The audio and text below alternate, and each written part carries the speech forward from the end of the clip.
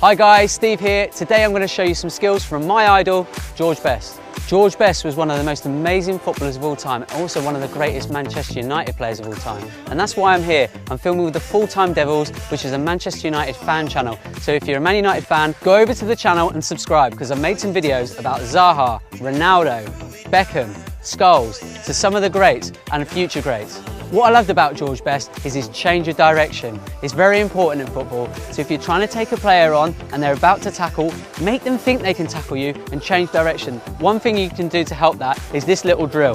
So watch this. So I'm going to use the inside and the outside of my feet. So if I go outside, inside, outside, inside, I can learn to weave the ball in and out, in and out.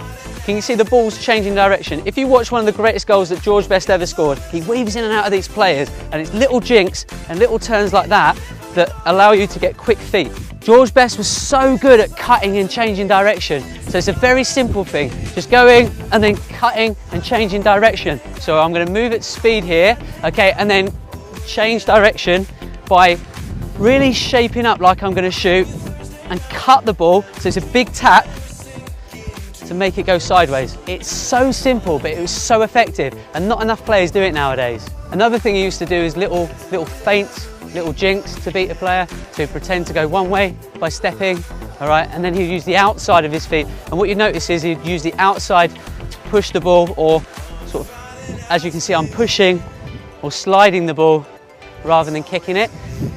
So he sort of steps one way and slides the ball the other way.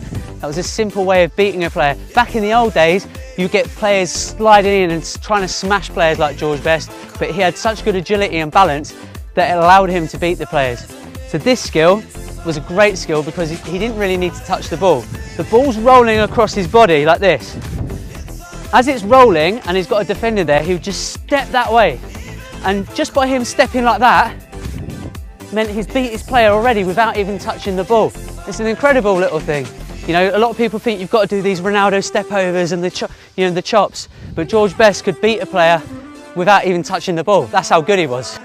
So another thing George Best used to do was he used to dribble across the edge of the box, and he'd keep dribbling but do subtle little things to make the defenders commit or make the defenders pause, and he would just get past 3 or 4 or 5 players, and then he'd just chip it over the goalie. So it could be he's dribbling across with the defenders this side, and it could be just a little lift of his foot.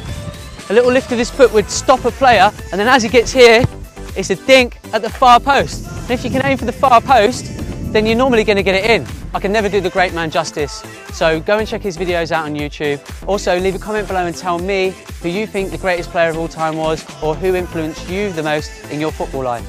Just a reminder, go and check out the Full-Time Devils and subscribe, and you'll see the videos that I made with them, with the Man United players such as Ronaldo, Scholes, Beckham and Zaha. See you soon.